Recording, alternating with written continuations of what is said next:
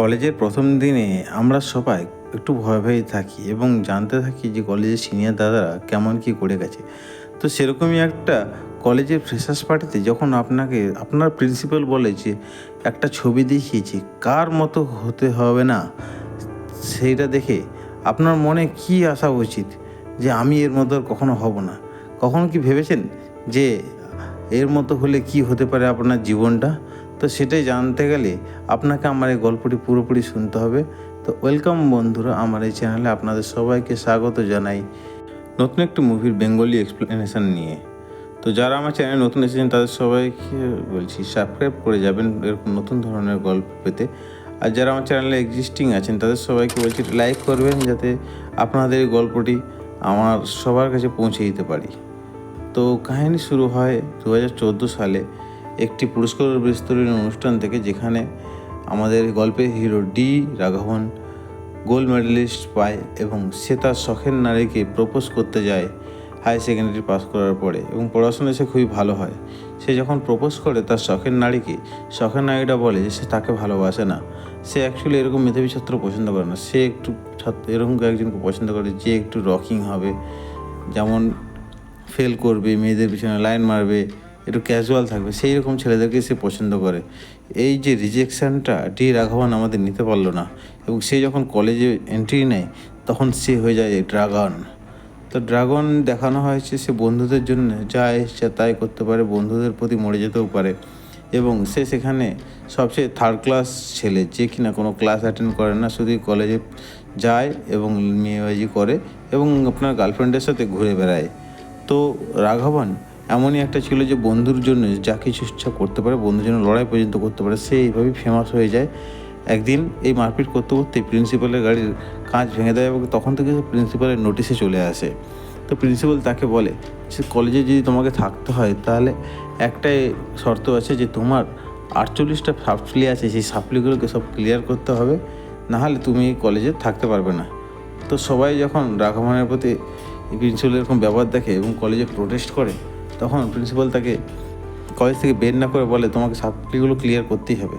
তো রাঘবন তার মুখের উপরে আই কার্ড ছুঁড়ে দিয়ে কলেজ থেকে বেরিয়ে যায় এবং কলেজটি তার কমপ্লিট করেনি, তার লাস্ট ইয়ারে ছেড়ে দিয়ে চলে যায়। এবং দেখায় এরপরে রাঘবন একটি চাকরি পেয়েছে এবং সেই চাকরি পেয়ে সে তার বাবা মাকে প্রণাম করে প্রতিদিনের মতো ডিউটি চলে যায় এবং মাসের শেষে 20,000 টাকা যে বেতন পায় সেটা তার বাবা মাকে দিয়ে দেয়। এবং দেখানো হয় যে সে 20,000 টাকা বেতনেরও সে কী করে, বাবা মাকে একটা না একটা বাহানা দেখিয়ে সবগুলো টাকায় ফেরত নিয়ে নেয় এবং তার বাবা মা তাকে ফেরত দিয়ে যায়। এবং তার বাবা মা বলে যে কলেজের ডিগ্রিটা তুই একমাত্র আমাদের বংশের প্রথম যে ডিগ্রি পেয়েছিস, এই ডিগ্রিটাকে আমাকে এনে দে, আমি দেয়ালে টাঙিয়ে রাখবো। রাঘবন তখন বলে যে এখনকার ক্যাম্পাসিংয়ে কলেজের নিয়মই হয়ে গেছে যে ডিগ্রিকে কোম্পানির কাছে বন্ডে রাখতে হবে, তাই জন্য তারা যতদিন না কোম্পানির বন্ড শেষ হচ্ছে ডিগ্রি দেবে না। এবং এরপর দেখানো হয় সে তার বন্ধুদের বাড়িতে গিয়ে মজ মস্তি করে, বন্ধুর রুমে থাকে এবং ওই টাকাগুলো মাসে বন্ধুর কাছ থেকে ধার চেয়ে নিয়ে আসে এবং একদিনের জন্য, এবং পরের দিন তাদের সবাইকে ফেরত দিয়ে যায় এবং ওই বন্ধুর মেসে বসেই আরামসে মদ বিড়ি গাঁজা খায় এবং গার্লফ্রেন্ডের সাথে ঘুরতে যায়, আড্ডা মারে। এইগুলোই তার সময় চলছিল। তো এমন একদিন দেখানো হয় যে রাঘবন তার গার্লফ্রেন্ডের কাছে গেছে কফি শপে, এবং সেখানে কফি শপে আগে থেকেই তার গার্লফ্রেন্ড বসে আছে টেনশন হয়ে। তখন গার্লফ্রেন্ড তাকে বলে যে আমার বাড়ি থেকে সম্বন্ধ এসেছে এবং আমি তোমার সাথে আর এই কন্টিনিউ করতে পারবো না এই সম্পর্কটা। তো রাঘবন প্রথমে রেগে যায় এবং বলে যে কেন তুমি কন্টিনিউ করতে পারবে। তখন তার গার্লফ্রেন্ড বলে যে তুমি একটি বেকার ছেলে, আর বেকার ছেলের সাথে কখনো সে থাকতে পারবে না, সে বরঞ্চ একবারের জন্য কষ্ট পেয়ে হলেও একটা ভালো ছেলের সাথে বিয়ে করবে, অন্তত সারা জীবন সে সুখী থাকবে। তখন রাঘবন বলে যে কলেজে যখন আমি প্রেম করতাম তখনও তো আমি বেকারই ছিলাম, তখন তো আমি তোমাকে প্রেম করতে আসিনি, তুমি আমাকে প্রপোজ করেছিলে, তাহলে আজকে কেন ছেড়ে যাচ্ছ। তখন সে মেয়েটি বলে যে আমি বুঝতে পারিনি যে তুমি একটা ফেলিওর হয়ে যাবে, যে তাই জন্য আমি ফেলিওরের সাথে কখনো থাকতে পারবো না বলে তাকে রিজেক্ট করে চলে যায়। এরপরে সে খুব টেনশনে থাকে এবং তার বন্ধুদের মধ্যে একজনকে দেখানো হয় যে খুব বড়লোক হয় এবং তাদেরকে পার্টি দেয়। তখন সে বলে যে বন্ধুটি রাঘবনকে যে তুমি এত দুঃখী কেন। রাঘবন বলে যে আমি প্রেমে ফেল করেছি, তাই আমি খুব দুঃখী। তখন সে একটি প্রস্তাবে দেয় এবং সেই প্রস্তাবে একটি কনসালটেন্সির সঙ্গে যোগাযোগ করে ফেক সার্টিফিকেট বানিয়ে রাঘবন একটি বড় এমএনসি কোম্পানিতে জয়েন করে এবং যেখানে তার স্যালারি হয় তার এক্স গার্লফ্রেন্ডের বরের থেকে মিনিমাম 10 টাকা হলেও বেশি। তো রাঘবন জয়েন করে এবং রাঘবন সেখানে একের পর এক সাকসেস পেতে থাকে এবং দেখা যায় সে ধীরে ধীরে খুব বড়লোক হয়ে যায় এবং এত বড়লোক হয়ে যায় যে তার ধার কাছে কেউ আসতে পারে না। সে একটা বড় দামি কোম্পানির গাড়ি কেনে, বাড়ি কেনে, বাবা মাকে সুখ দিতে চায়। এমন সময় তার একটি সম্বন্ধ আছে বিয়ের জন্যে, যে কিনা ভারতের অন্যতম একটি স্টিল ফ্যাক্টরির মালিক, তার মেয়ের সাথে তার বিয়ের সম্বন্ধ ঠিক হয়। তার মেয়েও তাকে চয়েস করে এবং তাদের মধ্যে প্রেম ভালোবাসা তৈরি হয়। এমন সময় রাস্তার সিগন্যালে যখন রাঘবন সেই স্টিল ফ্যাক্টরির মেয়ের সাথে কথা বলতেছিল এবং সেই অবস্থায় সিগারেট খেতে খেতে সে একটি সিগারেট রাস্তার দিকে ছুঁড়ে দেয় এবং ছুঁড়ে দিতে সেটি কার গায়ে পড়ে সেটি তার পরের মুহূর্তেই দেখানো হয় এবং এর মাঝেই দেখানো হয় যে রাঘবনকে অফিসে ডাকা হয়েছে তাড়াতাড়ি, কিনা সে প্রমোশন পেয়েছে, ম্যানেজার হয়ে আমেরিকা যাচ্ছে। এমন খুব কমই লোক থাকে যে এত তাড়াতাড়ি প্রমোশন পেয়ে আমেরিকা যায় ম্যানেজার হয়ে। তো দেখানো হয় যে যার গায়ে সিগারেটটি পড়েছিল সে আর কেউ নেই, তার কলেজেরই প্রিন্সিপাল। এবং সে চমকে যায় যে রাঘবন তো কলেজ তো কমপ্লিট করেনি তার কলেজ থেকে, তাহলে সে সার্টিফিকেট পেলো কোথায়? এবং যখন রাঘবনকে সে ধরে তখন সে বলে, স্যার আমি ফেক সার্টিফিকেট নিয়ে জয়েন করেছি, আমাকে ছেড়ে দিন। তখন তার প্রিন্সিপাল একটা কথাই বলে যে তুমি ফেক সার্টিফিকেট নিয়ে জয়েন করেছো আমার জানার দরকার নেই, তুমি যদি তোমার 48টা এরিয়ার কমপ্লিট করতে না পারো সাপ্লিগুলো, তাহলে আমি তোমার অফিসে এসে বাকি সব ঘটনা বলে দেবো যে তুমি একটুও পাস করোনি। এরপর সে বাধ্যতামূলকভাবে কলেজে আবার ফিরে যায়, যেখান থেকে সে চলে এসেছিল 10 বছর পরে। তো সেই কলেজে গিয়ে দেখে যে তার মতো আর একটি ছোট্ট ছেলে সে ড্রাগন হতে চেয়েছে, কারণ সে ড্রাগনের মতো ইন্সপায়ার, কিন্তু সে ড্রাগনের মতো অতগুলো সাবজেক্টে সাপ্লি পেতে পারেনি, সে 7টিতেই সাপ্লি পেয়ে রয়ে গেছে।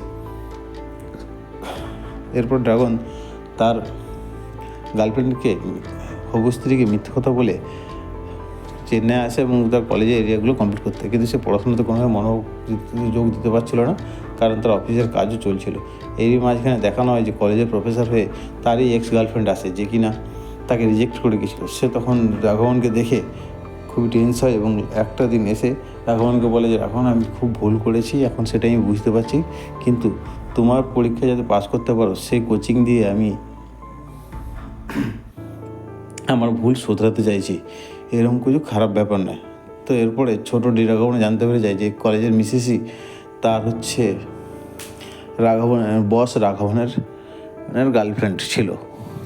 তো এরপরে দেখানো হয় যে স্টিল ফ্যাক্টরির মেয়ে অর্থাৎ তার হবু ওয়াইফ চেন্নাই আসে তাকে প্রপোজ করতে বার্থডের দিনে। তো এমন সময় সে তাকে মিথ্যে কথা বলে যে আমি তো চেন্নাইয়ে নেই, আমি তোমার কাছে এসেছি প্রপোজ করতে। তো সে ঘুরে ফ্লাইটে যখন যায় তো রাঘবন আবার ঘুরে দিল্লি যায়। দিল্লি থেকে আবার যখন এক্সাম দিতে আসে তখন সে পুরো ক্লান্ত হয়ে যায় এবং এক্সাম দিতে দিতে ঘুমিয়ে পড়ে এবং সে সেখানে ফেল করে যাওয়ার একটা চিন্তা থাকে। এরপরে সে দেখানো হয় যে অনেক প্রাইভেট ফার্মে ফেক জাল সার্টিফিকেট দেখিয়ে অনেকে চাকরি করছে এবং মোটা টাকা ইনকাম করছে। এরপরে সমস্ত প্রাইভেট কোম্পানিগুলোতে ভেরিফিকেশন চালু হয় এবং দেখানো হয় যে অনেক ফেক এমপ্লয়ি ধরা পড়ছে যারা কিনা ফেক সার্টিফিকেট নিয়ে কোম্পানিতে এতদিন ধরে বিন্দাস কাজ করছিল অন্যদের মতো। তো রাঘবনকে তার বস ফোন করে জানানো হয় যে তারও ভেরিফিকেশান হবে, সে তখন ভয় পেয়ে যায়, তাই কোম্পানিতে ডেকে পাঠানো হয়। তার যখন ভেরিফিকেশান হয় তখন দেখায় তার কলেজের প্রিন্সিপালকে ফোন করে কোম্পানি থেকে, এবং সেখানে দেখানো হয় যে সে ভেরিফিকেশানে পাস করেছে কি না। তো প্রিন্সিপাল যখন জানতে পারে যে রাঘবন সব সাবজেক্টে পাস করে গেছে তখন নিশ্চিন্তায় তার কোম্পানিকে বলে যে হ্যাঁ রাঘবন আমারই কলেজ থেকে পাস আউট, এবং রাঘবন তার সাকসেসফুল হয় যে সে কোনোরকম ধরা পড়ে না। তারপরে দেখানো হয় যে রাঘবনের বিয়ে হচ্ছে অনেক ধুমধাম করে, সেখানে তার ছোট ড্রাগনও এসেছে এবং সবাই মিলে মদ পার্টি এনজয় করছে। এমন সময় দেখানো যাচ্ছে ছোট ড্রাগন রাত্রেবেলা বেরিয়ে যাচ্ছে, তো ড্রাগনের চোখে ধরা পড়ে যে ড্রাগন বলছে তুই কোথায় আছিস, বলছে আমার একটা বন্ধুর বাড়ি যাচ্ছি, তার শরীর খারাপ দেখতে।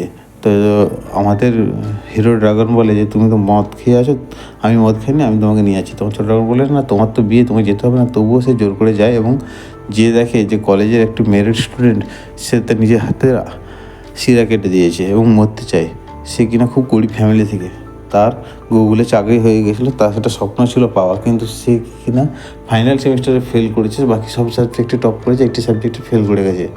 এবং তখন রাঘবন জানতে পারে যে কোন সাবজেক্টে ফেল করে, সে যখন সেই সাবজেক্টটা বলে রাঘবন ভেবেছে যে ওই সাবজেক্টটা আমারই খারাপ হয়েছিল। এবং রাঘবন মনে করে যে তার সেই কনসালটেন্সিকে ফোন করে যে তাকে যেন ওই সাবজেক্টে পাস করিয়ে দিয়ে কোনোভাবে সে যত টাকা লাগে দিতে পারে।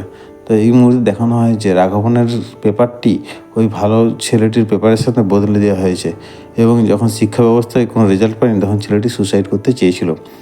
তাই রাঘবন মনে মনে চিন্তা করছে এবং ভাবছে ওই ছেলেটির কথা, যে তার মতো তাহলে আরও কত ছেলে আছে যারা এরকম স্বপ্নকে মেরে দিয়েছে, এরকম চিট ফান্ডের ছেলেগুলো চিট রেজাল্ট করে।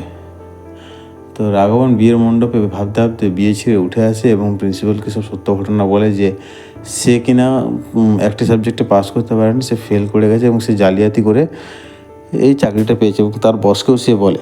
তারপরে সে কী করে, ওই গুগলের ছেলেটিকে সত্যি কথা বলে চাকরি পাইয়ে দেয় এবং নিজে 6 মাসের জেল খাটে। এবং প্রিন্সিপাল তখন তার প্রতি ফিদা হয়ে যায় যে সে এত কিছু ঐশ্বর্য, আরাম, ভালো মেয়ে ছেড়ে দিয়েও সত্যি কথা বলে জেল খাটতে চলে গেছে। এবং সর্বশেষে দেখানো হয় সে একটি পিৎজা বয় ডেলিভারিতে কাজ করছে এবং প্রিন্সিপাল তাকে দেখে খুবই মুগ্ধ হয়েছে। এবং সে তখন আর এই ফ্রেশার্স পার্টিতে ড্রাগনের ছবি দেখিয়ে বলে না যে এর মতো এর হতে হবে না তোমাদেরকে, এ হচ্ছে সবচেয়ে দজ্জাল ছেলে যে 48টা বিষয়ে সাপ্লি পেয়েছিল। সে এখন বলে যে এর মতো ভালো ছেলে তোমরা হও। শিক্ষকতা সার্টিফিকেট সব কিছু নয়, মানুষের মনটাই সবচেয়ে বড় কথা, মন থাকলে সব কিছু ভালো হয়। এবং দেখানো হয়েছে এরপরে প্রিন্সিপাল তার মেয়ের সম্বন্ধ নিয়ে ড্রাগনের কাছে গেছে। ড্রাগন প্রথমে না বললেও পরে তার মেয়েকে দেখে ভালোবেসে ফেলে এবং হ্যাঁ বলে দেয়। তো এই গল্পটি একটি খুবই সুন্দর গল্প ছিল, যেখানে দেখানো হয় যে মানুষ তার খুশির জন্যে যতটা নিচে নামতে পারে তাতে অন্য কারোরও ক্ষতি হতে পারে, এবং সে যদি অন্য কারো ভালো করতে চায় তার মধ্যে স্যাটিসফ্যাকশান আর কিছু থাকে না। আর একটা কথা বলছে যে কলেজে গিয়ে বাঙ্ক মেরে বন্ধুদের সাথে হই হট্টগোল করে সাপ্লি পেয়ে রাস্কেলের মতো জীবনযাপন না করার থেকে একটু ভালো করে জীবনযাপন করলে তুমি তোমার সবার দিক থেকে খুশি হবে, তোমার বাবা মা খুশি থাকবে, তুমি নিজে খুশি থাকবে, এবং ফেলিওর শব্দটা তোমার মধ্যে আসবে না। তো ড্রাগন দিয়ে এই গল্পটাই বোঝাচ্ছে যে ড্রাগনের মতো তুমি শক্তিশালী হও, আগুন বার করো নিজের মনের মধ্য থেকে, কিন্তু সেটি পরিবেশের যেন ভালো হয়, সমাজের ভালো হয়, এটাই দেখতে বলেছে।